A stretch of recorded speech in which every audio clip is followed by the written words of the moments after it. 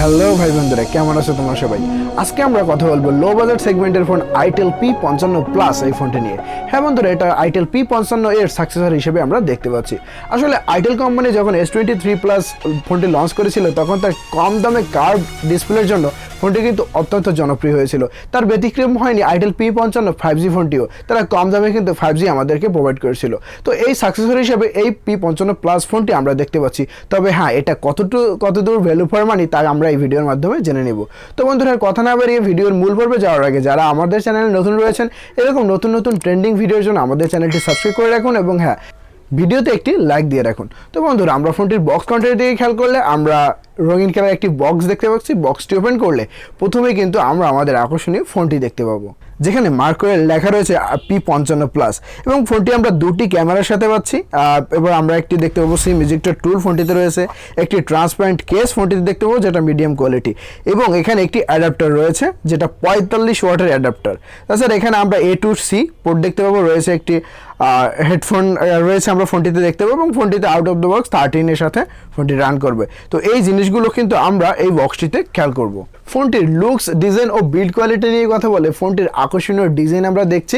তবে হ্যাঁ, একটু ব্যতিক্রম, এবার আমরা কিন্তু দুটি ক্যামেরা সেটআপ ফোনটিতে দেখছি। তিনটির মতো আইফোনের কপি করে সেরকম আমরা এই ফোনটিতে দেখছি না, দুটি ক্যামেরা সেটআপ দেখছি এবং ফ্রন্টে আমরা একটি ক্যামেরা দেখতে পাবো। বিল্ড কোয়ালিটির কথা বললে আমরা ফ্রন্টে গ্লাস এবং ব্যাক সাইডে আমরা প্লাস্টিক ফ্রেম এবং প্লাস্টিক ব্যাগ দেখতে পাবো, যেটা লুকস হিসেবে অনেক দারুণ আমাদেরকে দেখাচ্ছে। তবে বিল্ড কোয়ালিটি হিসেবে আমরা প্লাস্টিক বিল্ড কোয়ালিটির ফোন যেরকম দেখে থাকি ঠিক সেরকম বিল্ড কোয়ালিটি আমাদের ফোনটি দিয়ে থাকবে।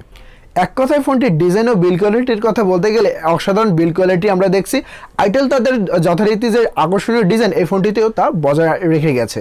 তো বন্ধুরা, আমরা শুধুমাত্র ডিজাইন নিয়ে পড়ে থাকলে হবে না, আমরা যদি এই ফোনটির অন্যান্য পারফরমেন্সের দিকে খেয়াল করি, প্রথমে যদি আমরা ফোনটির ডিসপ্লের দিকে দেখি, আমরা একটি বিগ ডিসপ্লে দেখতে পাচ্ছি যেখানে প্রোভাইড করা হচ্ছে 6.6 ইঞ্চের 90 হার্টজ রিফ্রেশের 5 IPS LCD ডিসপ্লে। যদি বলা হয় বন্ধুরা ফোনটির মাল্টিমিডিয়ার কথা, এখানে আমরা FHD প্লাস পাচ্ছি, যেটা গত যে ভার্সন ছিল তার থেকে আপগ্রেড। এখানে আগে ছিল HD প্লাস, এখানে আমরা FHD প্লাস পাচ্ছি, যেটা আমাদের খুব ভালো মাল্টিমিডিয়া পারফরমেন্স আমাদেরকে দিয়ে থাকবে। তাছাড়া 720x1612 পিক্সেলস আমরা ফোনটিতে খেয়াল করব এবং এখানে যদি আমরা ডাইরেক্ট সানলাইটে ফোনটি ব্যবহার করি তাহলে আমাদের সামান্য প্রবলেম আমরা খেয়াল করব যে ডাইরেক্ট সানলাইটে কিছুটা আমরা লাইটের সমস্যা দেখা দেবে, এখানে পিক ব্রাইটনেস অতটা নেই। তো সেক্ষেত্রে আমরা যদি ইনডোরে ফোনটি ব্যবহার করি খুব ভালো পারফরমেন্স ফোনটি আমাদেরকে দিয়ে থাকবে। এবং এখানে একটি প্রবলেম হচ্ছে, এখানে আমরা কিন্তু সিঙ্গেল স্পিকার ফোনটিতে খেয়াল করছি, এখানে কিন্তু আমরা ডুয়াল স্টুডিও স্পিকার দেখছি না।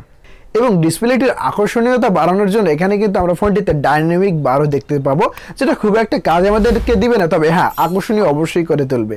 এবার আসা যাক ফোনটির চিপসেটের ক্ষেত্রে। এখানে আমরা দেখতে পাচ্ছি ইউনিসক T606 12 ন্যানোমিটারের একটি চিপসেট, যেটা হ্যাঁ মিড বাজেট বা লো বাজেট ফোনের ক্ষেত্রে আমরা দেখতে পাই। তবে হ্যাঁ, এই চিপসেটটি আমার কাছে ব্যক্তিগতভাবে খুব একটা ভালো লাগে না। আসলে এখানে যদি হ্যালিও জি সিরিজের কোনো চিপসেট দিত তাহলে আমরা আরও বেশি ভালো পারফরমেন্স ফোনটি থেকে পেতাম, কিন্তু না, এমনটা আমরা দেখছি না। তবে হ্যাঁ, সকল বিষয় এর ওয়েসের উপর ডিপেন্ড করে ফোনটি যদি আমরা ভিত্তি করি, হ্যাঁ খুব ভালোভাবেই চলছে। এখানে আমরা 8GB 128GB আমরা ভেরিয়েন্ট পাচ্ছি, এখানে 8GBর সাথে আরও 8GB ভার্চুয়াল র্যাম ফোনটিতে পেয়ে যাবো। এক্ষেত্রে আমরা ফোনটিতে দেখছি যে LPDDR4X র্যাম টাইপ এবং UFS 2.2 স্টোরেজ টাইপ এখানে কিন্তু অনেক এগিয়ে রয়েছে, অর্থাৎ মিড বাজেট ফোনগুলোর মতো কিন্তু এই ফোনটিতে আমরা এই স্টোরেজ টাইপ ও র্যাম টাইপ ফোনটিতে খেয়াল করছি, যার ধরুন ফোনটি আমাদের ব্যবহার করতে আরও ভালো বা সুবিধা হবে।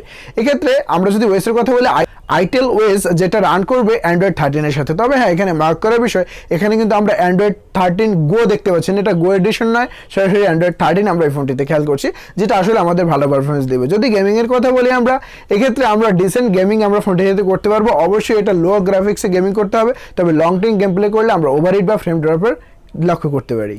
এবং ফোনটির ক্যামেরার ক্ষেত্রে আমরা একটি বড় হাইলাইট খেয়াল করছি, এখানে আমরা ব্যাক সাইডে 50 মেগাপিক্সেলের মেইন ক্যামেরা সেন্সর দেখতে পাচ্ছি এবং অন্য ক্যামেরাতে একটি AI ক্যামেরা সেন্সর দেওয়া রয়েছে এবং ফ্রন্টে আমরা 8 মেগাপিক্সেল ক্যামেরা সেন্সর দেখতে পাবো। এবং এখান থেকে আমরা কিন্তু 1080p-তে 30 fps ভিডিও রেকর্ডিং ফোনটি থেকে করতে পারবো এবং ডাইরেক্ট সানলাইটে বা ডে লাইটে আমরা খুব ভালো ছবি এই ফোনটি থেকে কিন্তু ক্যাপচার করতে পারবো। সেক্ষেত্রে আমাদের তেমন কোনো প্রবলেম হবে না। তবে লো লাইটে আমাদের খুব ভালো ছবি এই ফোনটি আমাদেরকে দিতে পারবে না। তো ক্যামেরা সেকশনে মোটামুটি আমরা যেরকম লো বাজেট ফোনগুলোতে দেখতে পাই সেরকম পারফরমেন্স আমাদেরকে দিয়ে থাকবে।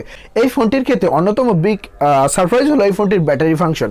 এখানে আমরা 5000 mAh এর ব্যাটারি পাচ্ছি, তবে হ্যাঁ এখানে যে অ্যাডাপ্টারটি দেওয়া রয়েছে সেটা কিন্তু 45 ওয়াটের অ্যাডাপ্টার, যেখান থেকে আমরা খুব দ্রুত ফোনটি আমরা চার্জ করতে পারবো। প্রায় 1.5 ঘন্টার মধ্যে কিন্তু ফোনটি অনায়াসে চার্জ হয়ে যাবে। তো এটা একটি আকর্ষণীয় আপডেট আমার কাছে মনে হচ্ছে, যে বিগত যে ভার্সনগুলো রয়েছে তার থেকে কিন্তু এইটি আমার কাছে অত্যন্ত ভালো লেগেছে।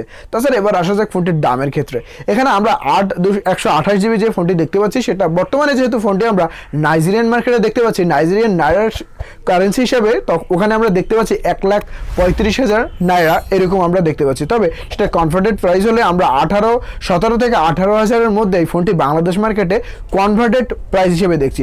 তবে হ্যাঁ এই ফোনটি যদি বাংলাদেশ মার্কেটে 13 থেকে 14,000-এর মধ্যে লঞ্চ হয়, তাহলে হ্যাঁ এটা একটি ভ্যালু ফর মানি ডিভাইস বলা যেতে পারে। তবে এর চিপসেটটি আমার কাছে অতটা পছন্দ হয়নি, আসলে চিপসেটটি অতটাও ভালো নয় যেটা আমরা 17-18,000 টাকা দিয়ে কিনবো। তবে হ্যাঁ এই ফোনটি যদি 13-14,000-এর লঞ্চ হয়, তবে হ্যাঁ একটি ডেইলি ইউজের জন্য এই ফোনটি অবশ্যই কেনা যেতে পারে।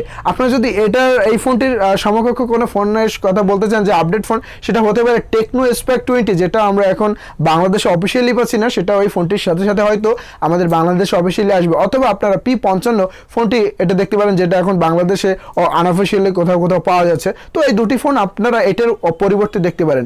তো বন্ধুরা এই ছিল আজকের ভিডিওটি কেমন লাগলো অবশ্যই কমেন্ট করে জানাবেন। এবং বন্ধুরা যারা এখন পর্যন্ত চ্যানেলটি সাবস্ক্রাইব করেনি এবং ভিডিওটিতে লাইক দেননি, তারা চ্যানেলটি সাবস্ক্রাইব করে ভিডিওতে লাইক দিয়ে আমাদের পাশে থাকুন। আসছি খুব শীঘ্রই নতুন কোনো ভিডিও নিয়ে। ভালো থাকবেন, সুস্থ থাকবেন, ধন্যবাদ।